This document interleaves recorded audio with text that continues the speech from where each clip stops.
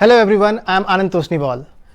The world is currently at the cusp of a new tech era, an era of 5G. However, China has taken a significant head start in the 5G era with an aim to become a technological superpower in the 21st century. Thereby, it threatens global cybersecurity. Today, I want to discuss what India should do to safeguard its tech era in the future. Although we did start with banning a few apps, there is a much serious issue we need to address. But first, let's understand how 5G would revolutionize the way we use internet. Of course, 5G would be faster. Imagine downloading a movie in a few seconds. However, there is much more to 5G than just speed. In terms of network structure, 4G uses a few giant towers spread miles apart, while in 5G they use a lot of small cells and base stations much closer together, thereby supporting close to 1 million devices per square kilometer versus a mere 4,000 in 4G. This helps in advanced applications like self-driving cars, advanced facial recognition, smart cities, amongst others. However, the biggest differentiator of 5G is IoT, also known as Internet of Things.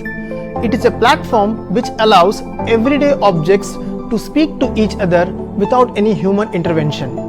Let's look at an example to understand this better. Imagine driving a car and you observe an engine issue. However, you are not sure if it's a minor issue or something which needs immediate attention. Now, thanks to the Internet of Things, the car is fitted with multiple sensors and one of them observes the issue to be with the brake, which requires immediate attention. Now the sensors directly communicate with the service agency and get back to you with available appointment slots, directions to reach there, and a possible coupon. On the agency's side, it's already checked if the problem is covered under warranty, while the parts to be used are already ordered so that they are ready when you arrive. The magic just doesn't stop there. Internet of Things also helps analyze if such similar problem crops up in other cars of the same model or company, and then pinpoint if these cars were made in the same batch and factory to facilitate a larger action. However, unlike 4G, where the Western world had taken the lead, in 5G, China has taken a significant head start.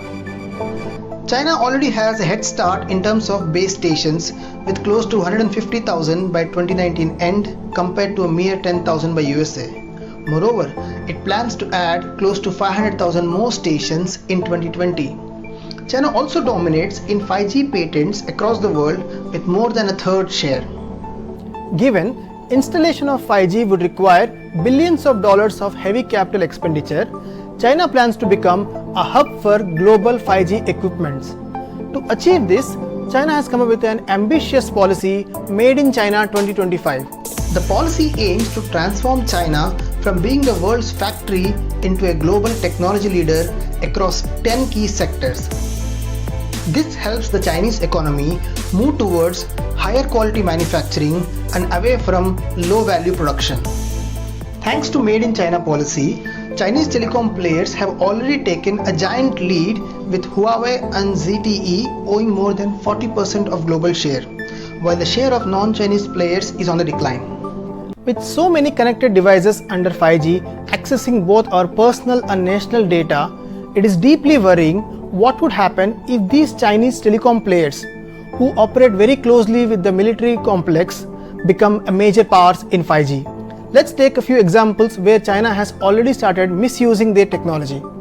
In Ethiopia, Chinese government built an African Union Center using Huawei equipment. It was exposed that these equipments were transferring sensitive data back to Beijing. It is also reported that China is misusing its advanced facial recognition technology to target and track at least 11 million of minority Muslims in the nations. As a result, technology has become an issue of national security. A few nations like US, Australia and Japan have already banned Huawei due to security risk. However, many nations like Germany, Russia are tempted to employ these companies due to their lower cost. As per an estimate, Europe will spend close to $62 billion more if it excludes Huawei. Hence, the world desperately needs a low-cost alternative to Chinese players. Now, where does India stand on this? India has already allowed Huawei and ZTE to participate in 5G trials. Moreover, Indian telecom players like Airtel and Vodafone have entered into agreements with these companies for the purchase of equipment. This poses a serious threat to India's national security. As a result, the government should ban these companies from any activity of 5G. Moreover, India should position itself as a safer alternative to low-cost Chinese companies as more and more countries start banning them. After all, it could be the biggest opportunity in decades. However, to achieve this, two steps are required. Ramp up of manufacturing. Recently, the government has launched 3 schemes worth at least 50,000 crores to enable large-scale electronics manufacturing and attraction of fresh investments so that we become Atmanirbhar in this sector. Through these schemes, we can enable the existing domestic facilities of global players like Samsung, Nokia and Ericsson to make India the export hub for 5G equipments, with small domestic players acting as a catalyst. Recycling e-waste. India produces close to 1 lakh tons of e-waste through discarded mobiles. Given 5G requires smaller receivers, we need to explore if receivers and emitters in discarded mobiles can likely be re-engineered to make 5G equipments in a cost-effective manner. I understand that this looks far-fetched, but then again, who in 1990 would have imagined India would become one of the biggest exporters of IT products in the next 2 decades? This is a great economic opportunity for India to step up. In the words of Albert Einstein, in the middle of every difficulty lies an opportunity. If you like this video, please do share and follow me for more such content. Thank you.